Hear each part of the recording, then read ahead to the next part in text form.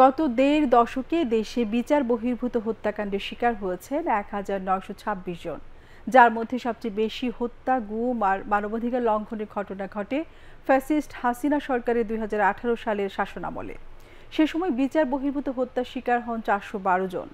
বিভিন্ন সংবাদপত্রে প্রকাশিত রিপোর্টের তথ্যের ভিত্তিতে আইন ও সালিশ কেন্দ্র আশুকের প্রতিবেদনে উঠে আসে এই ভয়াবহ চিত্র।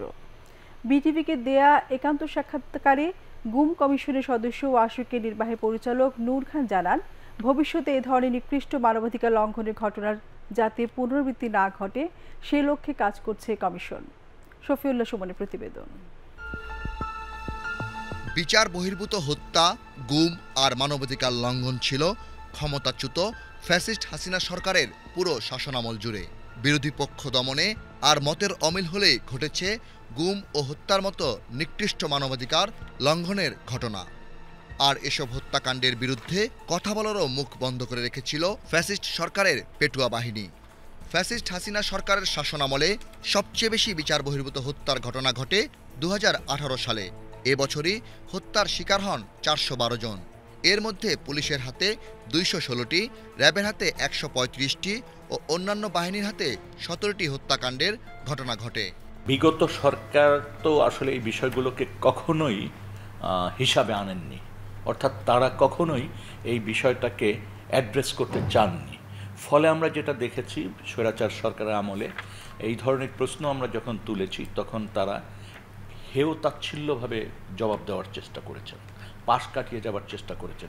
এই ঘটনা তখনই দিনের প্রতিনিয়ত ঘটতে পারে যখন রাষ্ট্র যারা পরিচালনা করেন তাদের সায় থাকে, তাদের সমর্থন থাকে। সুতরাং যে ঘটনাগুলো গত ১৫ বছর ১৬ বছরে ঘটেছে, গুমের বলেন বা ক্রসফায়ারের নামে যে হত্যাকাণ্ডগুলো সংঘটিত হয়েছে, এগুলোর দায় কিন্তু তৎকালীন প্রধানমন্ত্রী বলেন বা তৎকালীন নীতি নির্ধারক যারা ছিলেন, স্বরাষ্ট্রমন্ত্রী বলেন, এই ধরনের ঘটনার দায় এড়াতে পারেন না। বিচারহীনতার সংস্কৃতি দেশে গুম ও হত্যার নারকীয় ঘটনার মাত্রা দিন দিন বাড়িয়ে তুলেছিল বলে মনে করেন মানবাধিকার কর্মী নূর খান। ভবিষ্যতে এ ধরনের নৃশংসতার পুনরাবৃত্তি যাতে না ঘটে সে লক্ষ্যে গুম কমিশন কাজ করছে বলেও জানান তিনি।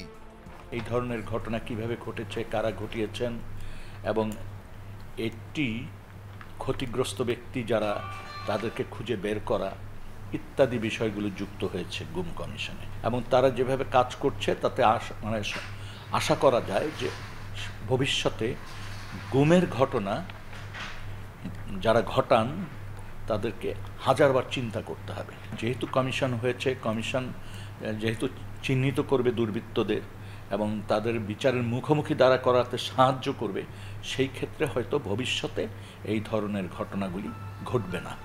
এরই মধ্যে গুম কমিশনে জমা পড়া অভিযোগ থেকে তদন্ত হওয়া ৪০০টি ঘটনার মধ্যে ১৭২টির সঙ্গে র্যাবের সংশ্লিষ্টতা পেয়েছে কমিশন। সিসিটিসি ইউনিটের সংশ্লিষ্টতা পাওয়া যায় ৩৭টি ঘটনায়। এছাড়া গোয়েন্দা পুলিশের সংশ্লিষ্টতা পাওয়া গেছে ৫৫টি ঘটনার সঙ্গে। শফিউল্লাহ সুমন, বাংলাদেশ টেলিভিশন, ঢাকা।